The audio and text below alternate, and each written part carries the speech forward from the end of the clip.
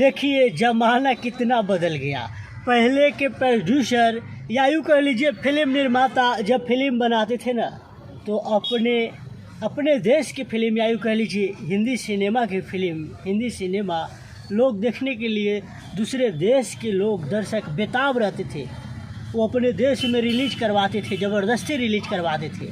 लेकिन अब देखिए, जो देश अपने देश के बदौलत जीता है, पड़ोसी देश नेपाल, आजकल के प्रोड्यूसर के वजह से, निर्देशक के वजह से सिर्फ एक फिल्म के वजह से, आदि पुरुष के वजह से नेपाल में हिंदी सिनेमा को या यूँ कह लीजिए हिंदी फिल्म को ही बैन कर दिया गया है।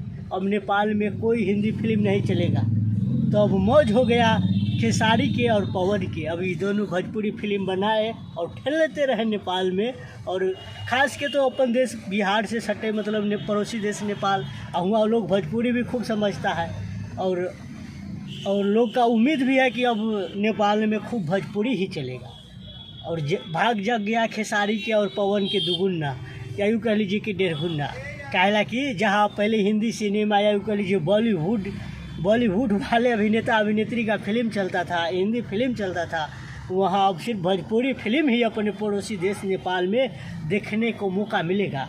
कहला कि अब के प्रोड्यूसर, चुतिया डायरेक्टर ऐसा फिल्म बनाता है ना, जो पैसा कमाने के चलते भगवान के मजाक बना देता है, भगवान के ही गाड़ी दिवा देता है।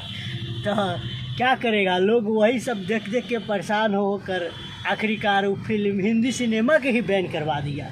ज़रा सोचिए, नेपाल पड़ोसी देश अपना देश के बदौलत जीता है, लेकिन नेपाल हिंदी सिनेमा को बैन कर दिया। अब कोई हिंदी फिल्म नेपाल में नहीं चलेगा, सिर्फ ये फिल्म आदि पुरुष के वजह से। तो आदि पुरुष के डायरेक्टर के और प्रोड्यूसर के जाके दर्शक लोग के दू थप्पड़, सब दर्शक के जाके मारना चाहिए दू थप्पड़। ऐसे चुतिया डायरेक्टर और प्रोड्यूसर के पैसा कमाने के चलते कुछ भी कर लेता है। तो इससे अच्छा जाओ कोठा पर भरुआ गिरी ही करो साले। खैर भाई लोग, आपको क्या कहना है कमेंट में बताइए।